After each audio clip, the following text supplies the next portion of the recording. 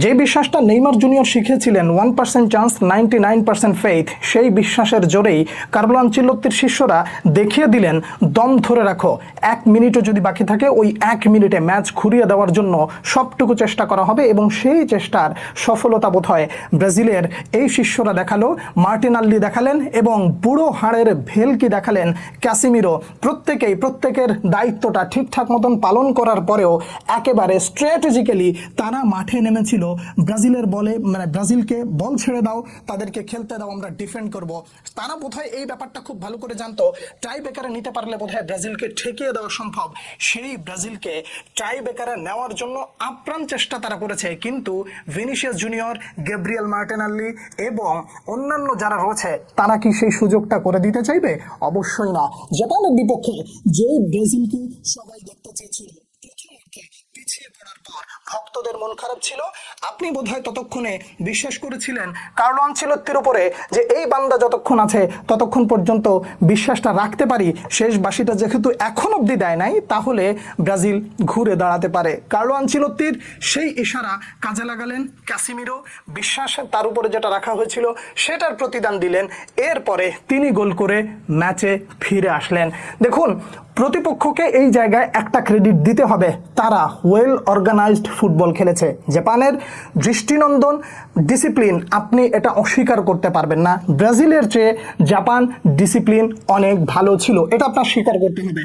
Japan যদি defensive মেন্টালিটির থেকে বের হয়ে এসে যদি অ্যাটাকিং ফুটবল খেলতো, তাহলে বোধহয় খেলাটা অনেক সুন্দর হতে পারতো এবং আমরা বোধহয় খেলাটা দেখে আরো এনজয় করতে পারতাম। ভিনিসিয়াস জুনিয়রকে তিনজন একসাথে এসে তারপরে ম্যান মার্কিং করছে, তারপরে রায়ানকে দুজন মিলে একসাথে ম্যান মার্কিং করছে। শেষ মুহূর্তে আসলেন সেই এন্দ্রিক, আসার পরে তারও আস্থার প্রতিদান দিলেন এবং গ্যাব্রিয়েল মার্টিনাল্লি শেষ তুলির আঁচড়টা আঁকলেন এবং সেলেসাওদের স্বপ্নটাকে বাঁচিয়ে রাখলেন।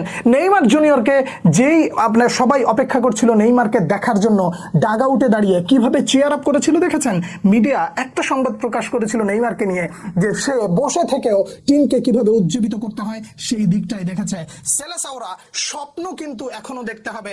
ভক্তরা স্বপ্ন দেখাটা কিন্তু একেবারে ছেড়ে দিলে চলবে না। স্টেপ বাই স্টেপ কোথায় যে ঠেকবো, কোথায় যে আটকে যাব, এই স্বপ্নটা আপাতত না দেখে শুধু চিন্তা করতে হবে আমাদের পরবর্তী প্রতিপক্ষকে।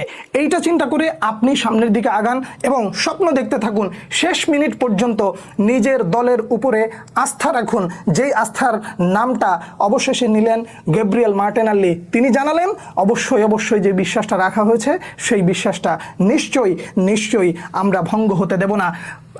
জাপানের যে খেলোয়াড়রা রয়েছেন কিংবা কোচরা বোধহয় পড়াশোনা করে এসেছিলেন রায়ানকে, পড়াশোনা করে এসেছিলেন ম্যাথুস কুনহাকে, পড়াশোনা করে এসেছিলেন ভিনিসিয়াস জুনিয়রকে, সবাইকে মার্ক করতে পারলো, কিন্তু দিন শেষে কাজের কাজটা সেই মার্টিনাল্লি করে দিলেন। কার্লো আনচেলত্তির হাতে এই ধরনের কিছু গোপন সূত্র থাকে, যে সূত্র দিয়ে তিনি জট খুলে ফেলেন এবং অন্যান্য সময় দেখেছি যখন তিনি রিয়াল মাদ্রিদে ছিলেন হোসেলুকে দিয়ে জট খুলে ফেলেছিলেন এবং এই জায়গায় যে জাপানিজ জট বেঁধেছিল সেই জটকে কার্লো আনচেলত্তি খুলে দিলেন। সেলেসাও ভক্ত হিসেবে আপনি অনেক খুশি হবেন, ডেফিনেটলি খুশি হওয়ার কথা।